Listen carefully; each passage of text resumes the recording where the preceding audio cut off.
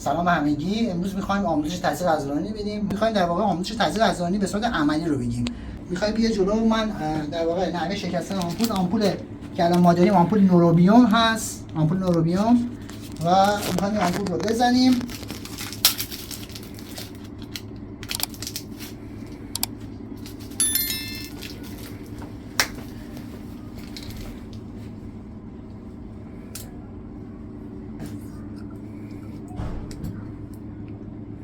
در واقع وقتی شما میخواید تزریق عضلانی انجام بدین باید همه اصول رو به صورت صحیح انجام بدید. این که بخواید تزریق عضلانی انجام بدین حتی اگه درست هم انجام بدین به این معنی نیست که کار شما موفقیت آمیز بوده. باید از همون اول، یعنی وقتی میخواید بشکنین رو بکشین، همه اصول رو کامل رعایت کنین.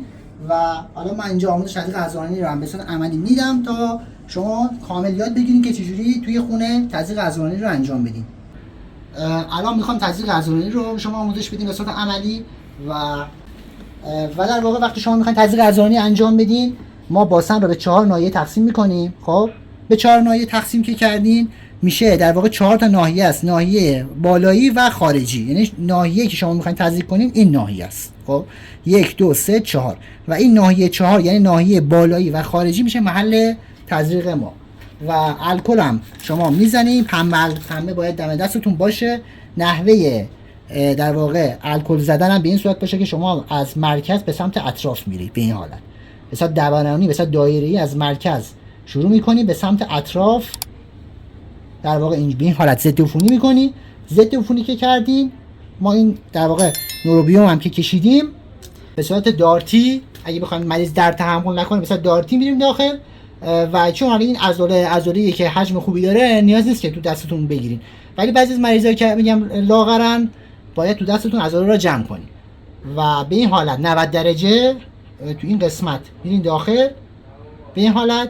و یه مقدار از سوزن هم اگه بیرون باشه برای حالا امنیت، ایمنی و امنیت بیمار بهتره. آسپیره رو حتما باید بکنی. حتما یکی از اصول اصلی تزریق اینه که آسپیره بکنی. آسپیره میکنی ببینی خون میاد یا نه. اگه خون نیومد یعنی توی عضله هست، توی رگ نیست.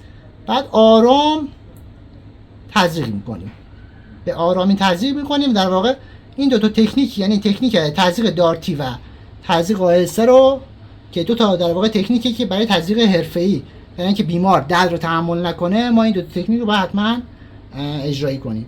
و در واقع این در واقع تزریق عضلانی بود که این ناحیه 1 2 3 4 ناحیه بالایی و خارجی میشه محل تزریق.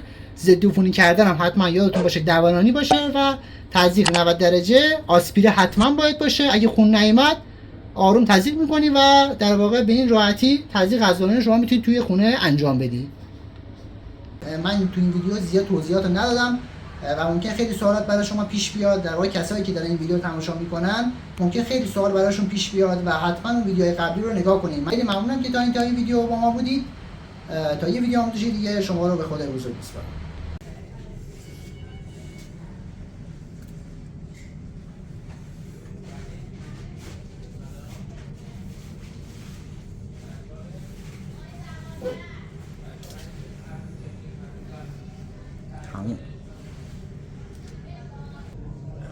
تزریق عضلانی قبلا آموزش هم دادم. این آسپیره هیچ وقت فراموش نکنید. آسپیره حتما بکنید. از تو خود چیز نبود تو کنم راحت یکی دیگه هم هست. اگه خون اومد سرنگ دیگه کلا باید بندازی بره یه دارو جدید بکشی. یعنی دیگه احتمال اینکه زای تورک زیاده. تمام بیدی آجی خبر نداریم. آجی بزن این کاتالوگو بزن سفید. یا آمپول چی بود؟ پرومتازین بود؟ نه با پرومتازین دگزا این 2-3 ساعت تا جایی که میتونی راه برو، آب بخور، مایات بخور تا بتونی مقدار سنگ تو بیر پایین تر. یعنی ما دو فعال دست رو بزرگ کنم. اگه زیاد بزرگ هم نماشه ممکن درفش هم بتونی بزرگ سخت درفش یه 14 میلیون تا 12-13 میلو امکان درفش هست با راه رفتن و اینا. بیشتر بیشترشو من نگم. یه طرفشو بزن، این ور بزن. This is not like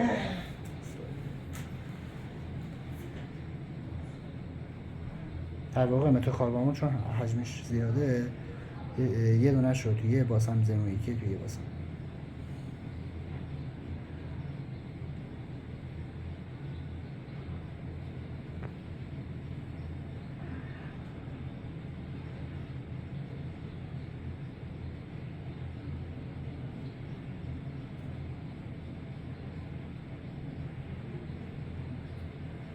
پمه رو بذار. حتی اگزر هم میخوایی همین ور بزن. میخوای اگزر فشار بده. اگزر فشار بده. اگزر هم میخوای همون ور بزن. تکون نخور تکون نخور. نمیخواد الان هستش. یه دونه قیمت کاربمون چون حجمش زیاده باید یعنی 10 سی سیه 2 تا 5 سی سیش کردیم دیگه برای.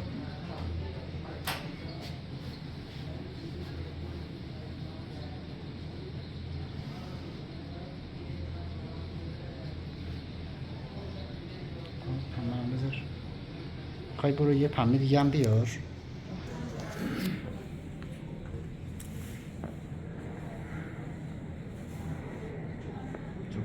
آره خوبه بزن.